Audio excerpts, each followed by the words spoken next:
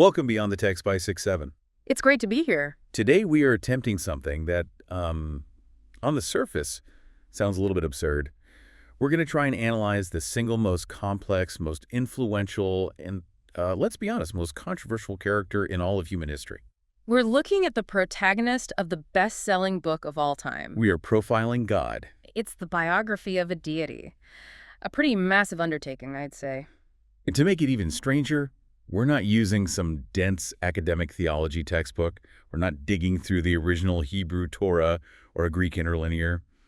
Our source for today is a children's book. Specifically, the Children's Bible, which was published all the way back in 1922. 1922. Okay, so we really need to set the stage here. Yeah. Because when you hear Children's Bible, you're probably thinking of a modern picture book, with a smiling Noah on a boat with a pair of happy cartoon giraffes. This is not that. No, not at all. This book, by Henry A. Sherman and Charles Foster Kent, it comes from this really unique moment in history. It's just before that big fundamentalist modernist split really cracked open in American religion. And their goal was what's so fascinating to me. Right. They wanted to translate the Bible into simple, plain English so that kids could understand it. But, and this is really the key to our whole deep dive today, they didn't want to sanitize it. That's the thing that just jumped right off the page for me. Yeah. Usually a children's Bible is an exercise in censorship, isn't it? You take out the violence, you gloss over the moral ambiguity, the really weird parts. Yeah. Sherman and Kent, though, they kept it all in. They kept it all. They Yeah. just stripped away the these and thous of the King James Version. And you have to realize that King James language, it sort of acts like a stained glass filter. It's so beautiful and majestic that it can actually hide the raw, sometimes shocking reality of what's happening in the stories. But when you just state it plainly, God did this, God felt this, the actions just pop out in this kind of stark high definition. And that right there is our mission for today. Yeah. We're going to treat this text not as a holy book to be revered, but as a raw document, a biography. We're going to trace the character arc of God from a figure walking in the Garden of Eden all the way to the apocalypse. And this is where we get to the central tension of the episode. Yeah, here's the hook. The thing that might make some of you listening a little uncomfortable. We are going to ask if this character actually changes. Because most systematic theology, the formal study of it, claims that God is immutable, unchanging, the same yesterday, today, and forever. But when you just read the story, the narrative, from beginning to end, does it actually feel that way? We're going to lean into the skepticism. We're going to look at the character of God that's presented in this source. From a creator who walks in a garden, to a jealous lawgiver, to a voice in a whirlwind, and finally to a man dying on a cross. We're tackling those really hard questions that often lead people to atheism. Why is there suffering? Why would God regret his own actions? Why is there so much judgment? It's the ultimate literary analysis, so I guess we should just open the book. Let's do it. So we start, of course, at the beginning, section 1, the anthropomorphic creator and the first mistake. The source opens with that classic creation narrative, the 7 days. And in this translation, it really does feel incredibly structured, almost clinical. God is presented like a methodical architect. He isn't fighting sea monsters or chaos dragons like you see in other ancient Near Eastern creation myths. He's just organizing. It's all very orderly. Let there be light. Let the waters separate. It's a picture of pure competence. Yeah. And you get this constant refrain, right? God saw that it was good. And that's so important. It establishes a baseline for the character. He starts with a desire for perfection, for order, for beauty. He's not some chaotic trickster god. He's a benevolent designer. But then the camera zooms in and the whole vibe just shifts. We move from the cosmic scale to this one little place, the Garden of Eden, and suddenly the cosmic architect becomes, he becomes a pedestrian. And this is where we run right into the concept of anthropomorphism. Okay, break that down for us. What exactly does that mean? Anthropomorphism is just when you give human characteristics or behaviors to a non-human entity. So in the first part of the story, God is this disembodied voice, a cosmic force. But in the second part, the text says that Jehovah walks in the garden in the cool of the day.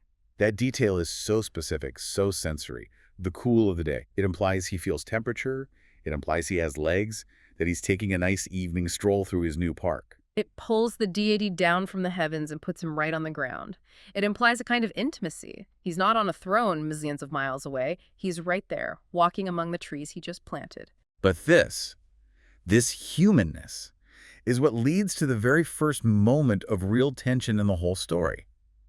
Adam and Eve, they've eaten the fruit. They suddenly realize they're naked, and they hide. And then God calls out, "Where are you?"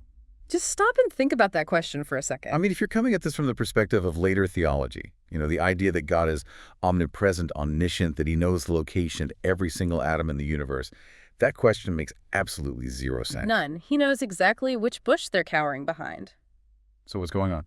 Well, a literary reader, you basically have two options. Option A, God is faking it. He's playing dumb to try and coax a confession out of them.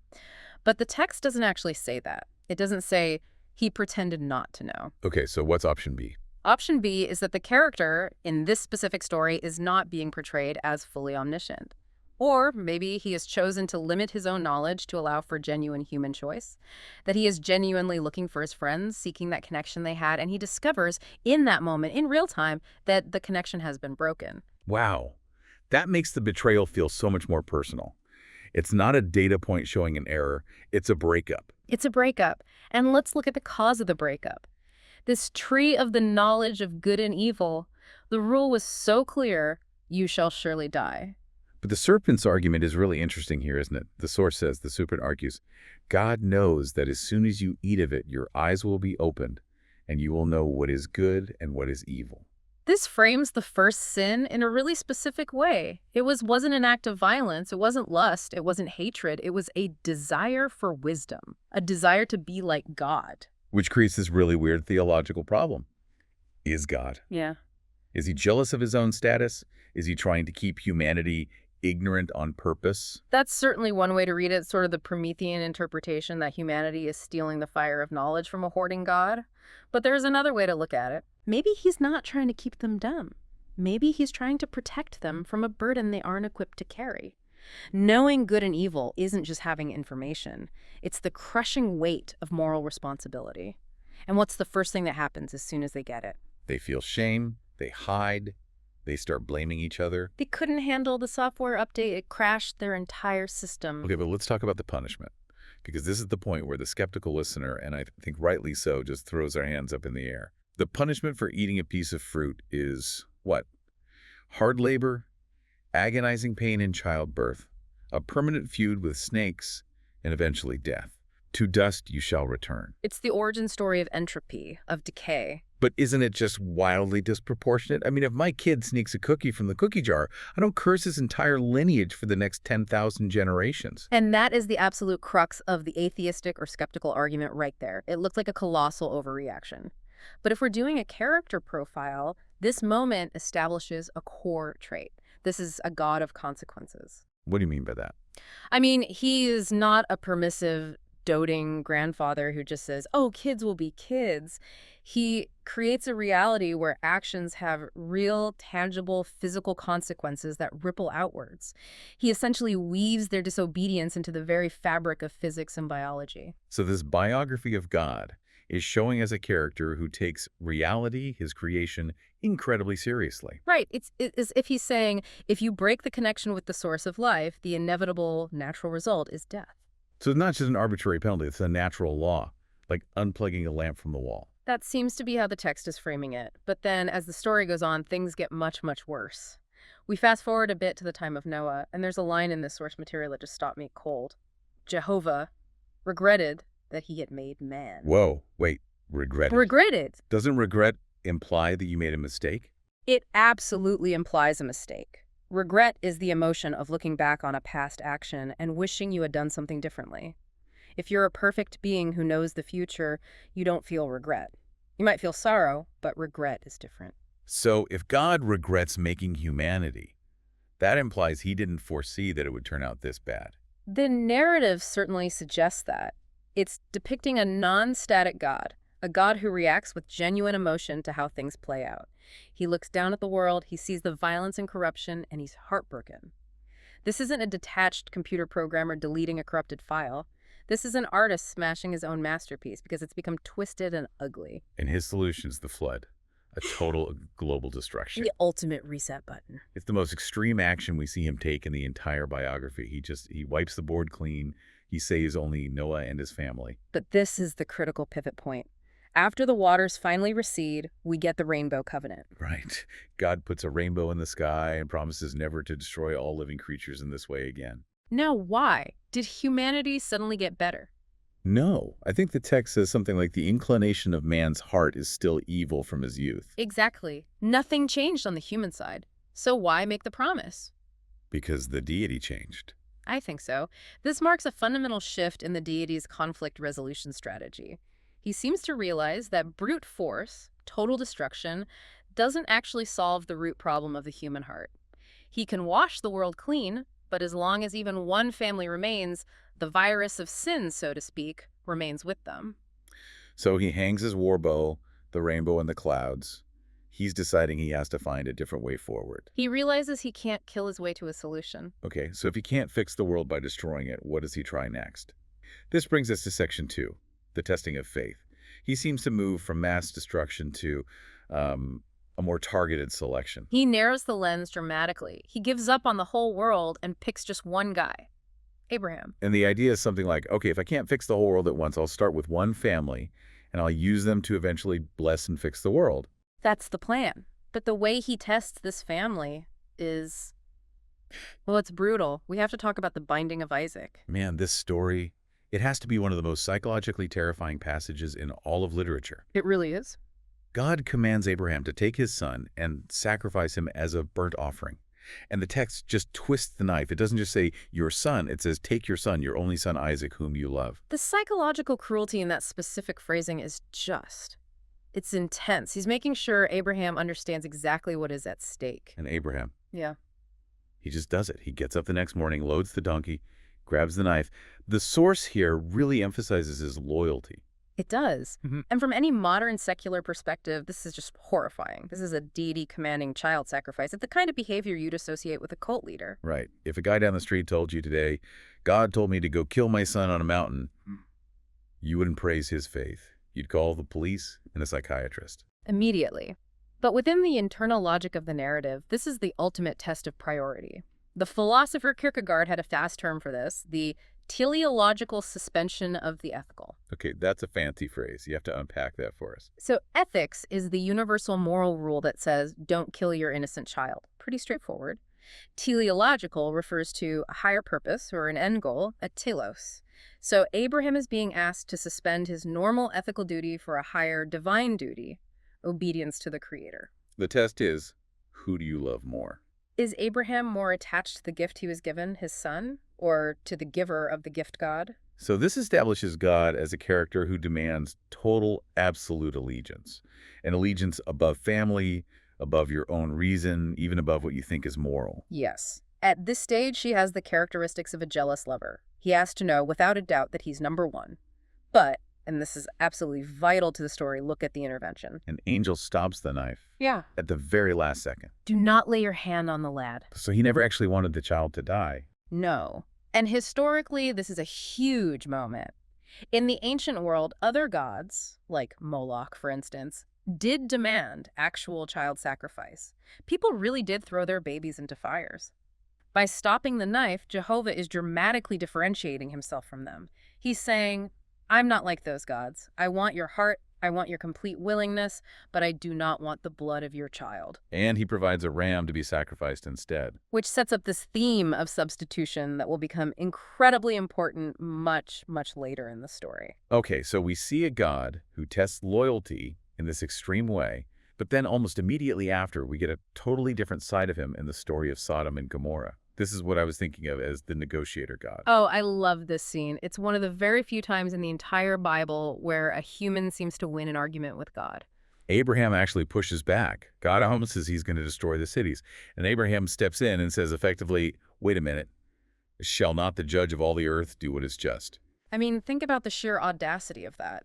He's holding God accountable to God's own stated character. He's basically saying collateral damage is unjust. You can't just wipe out the good people along with the bad. And God, he listens. Yeah. He engages. He totally engages. They haggle back and forth like they're at a bazaar. What if there are 50 righteous people? Will you spare the city? And God says yes.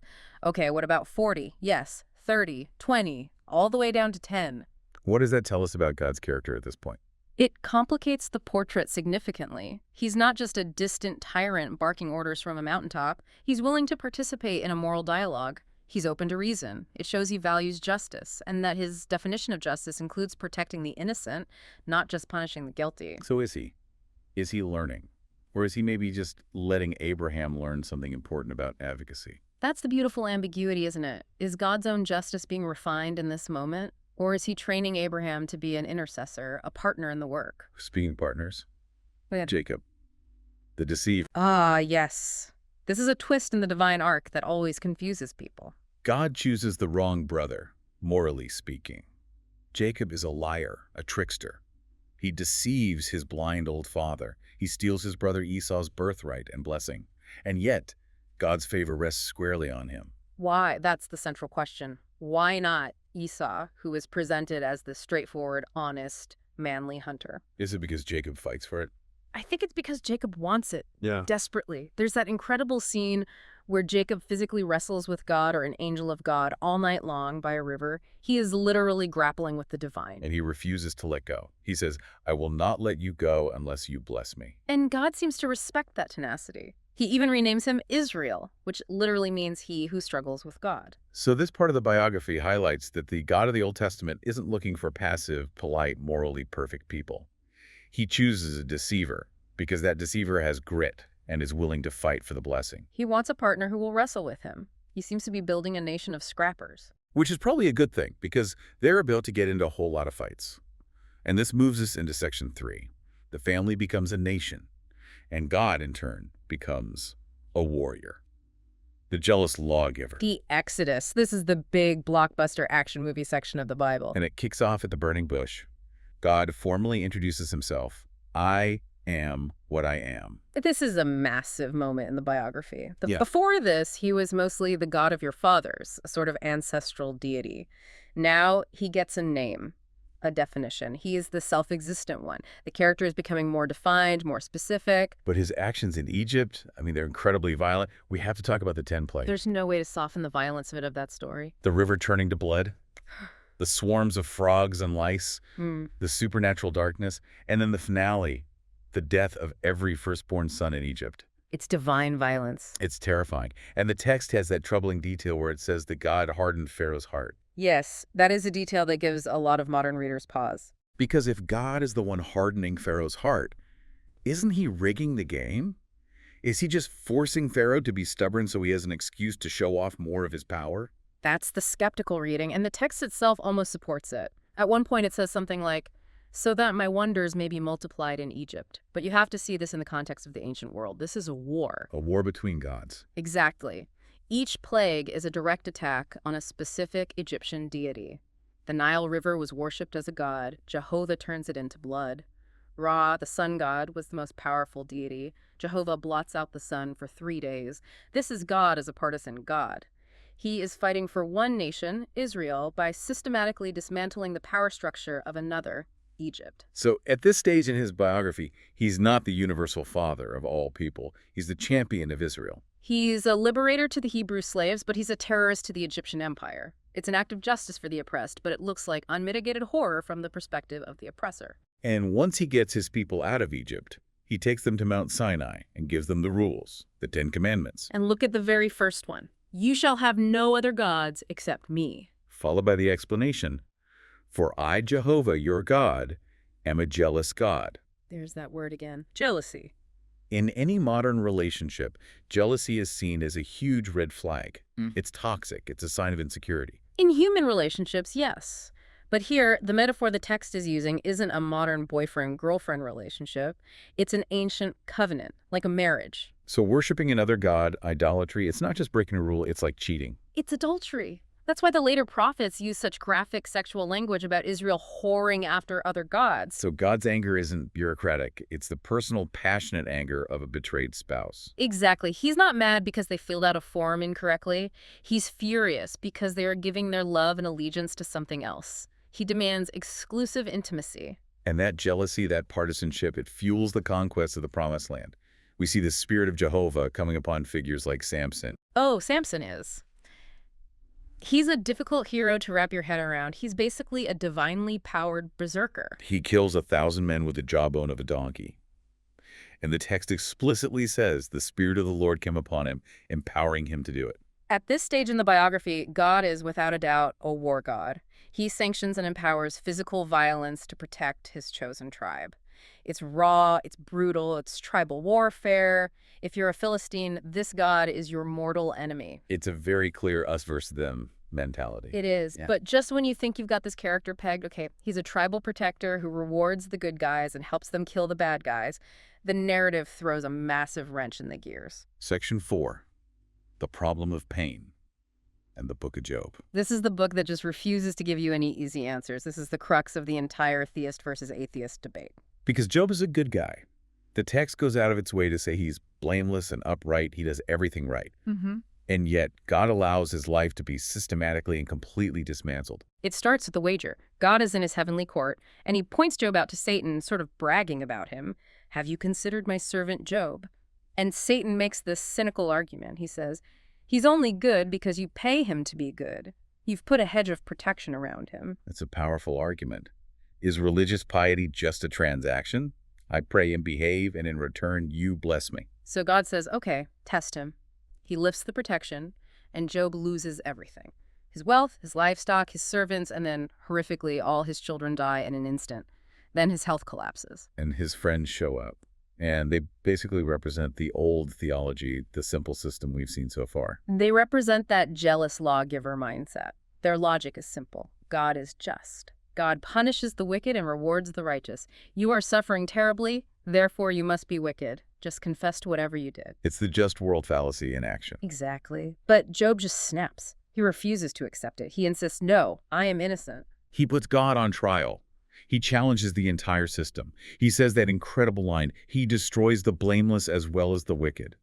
That is a radical, almost blasphemous accusation to make against the deity in his own holy book. Job is asking the one question that every person who has ever suffered asks, why? And what's God's answer? He finally shows up in a whirlwind. And it is so fascinating to look at what God doesn't say. He never says, oh, sorry about that, Job. See, it was this bet I had with Satan to prove you were truly righteous. He never explains the wager. He never explains the logic. Instead, he basically gives a science lecture from on high. He asserts raw cosmic power. Where were you when I founded the earth? Can you catch the Leviathan with a fishhook? Did you create the stars? To be honest, reading it can feel a little bit like bullying. Job says, my life is ruined and I'm in pain. And God's response is, look how big and powerful I am. It can absolutely be read that way. It's a power move, no question.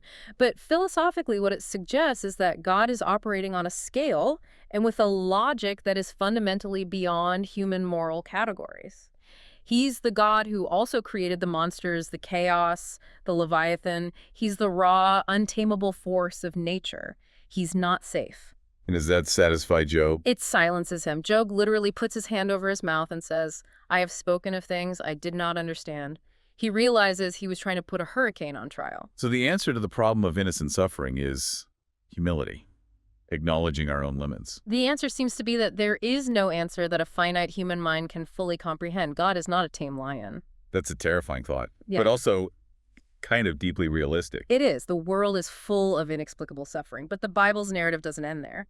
Next, we have the prophets. Right. Elijah, Amos, Isaiah, and they seem to be trying to drag God back toward morality, but a different kind of morality. Spiritual justice. Elijah starts out with the old school miracle God stuff, the fire from heaven on Mount Carmel against the prophets of Baal. Yeah. But then he gets depressed and runs away, and God comes to him not in the fire or the earthquake, but in a low whisper. The still small voice. It's a subtle but huge shift. God is moving from a being of external, overwhelming display to one of internal, subtle presence. And then you get prophets like Amos and Isaiah who just start shouting at the religious establishment. They deliver messages from God like, I despise your feasts. I take no delight in your solemn assemblies. This is a massive plot twist. The same God who, in the book of Leviticus, meticulously laid out the entire sacrificial system is now saying, through his prophets, I hate your sacrifices. Why? Because the people are performing all the rituals correctly, but they're oppressing the poor and ignoring the needy. Let justice roll down like waters. The character of God is evolving again, or our understanding of him is. He's moving from being a tribal war deity who wants the smell of burnt offerings to a universal moral force who demands that you take care of the widow, the orphan, and the refugee. That is a huge trajectory, from kill all the Amalekites to feed the poor. It completely sets the stage for the most radical shift in the entire biography, the pivot that changes the course of history. Section 5. The New Testament. Jesus arrives. And with him, what you could almost call the rebranding of deity. If the Old Testament was the biography of God as king, the New Testament is the biography of God as Father. It starts right at the beginning, with the birth.